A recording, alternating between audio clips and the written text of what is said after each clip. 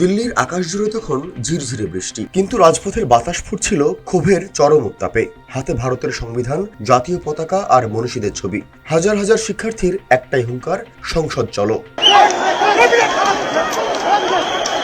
NEET পরীক্ষার প্রশ্নপত্র ফাঁস আর সিবিএসই দুর্নীতির প্রতিবাদে উত্তাল ভারত। কেন্দ্রীয় শিক্ষামন্ত্রী ধর্মেন্দ্র প্রধানের পদত্যাগের দাবিতে ককরোচ জনতা পার্টির ডাকে অচল হয়ে পড়ে রাজধানী নয়াদিল্লি।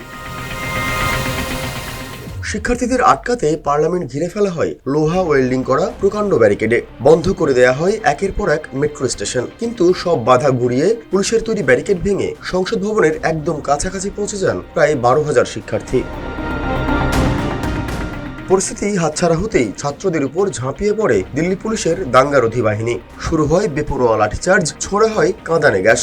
মুহূর্তের মধ্যেই রণক্ষেত্রে পরিণত হয় যন্তর মন্তর থেকে সংসদের সংযোগস্থল। এর আগে আন্দোলন ভাঙতে বিশিষ্ট পরিবেশবাদী কর্মী সোনম ওয়াংচুককে অনশনরত অবস্থায় জোরপূর্বক তুলে হাসপাতালে ভর্তি করায় পুলিশ। রাজপথে শিক্ষার্থীদের এই অভূতপূর্ব ঢল আর দমনের বিরুদ্ধে একজোট হয়েছেন মহুয়া মৈত্র, চন্দ্রশেখর আজাদ, শাবানা আজমি ও প্রকাশ রাজের মতো ব্যক্তিত্বরা।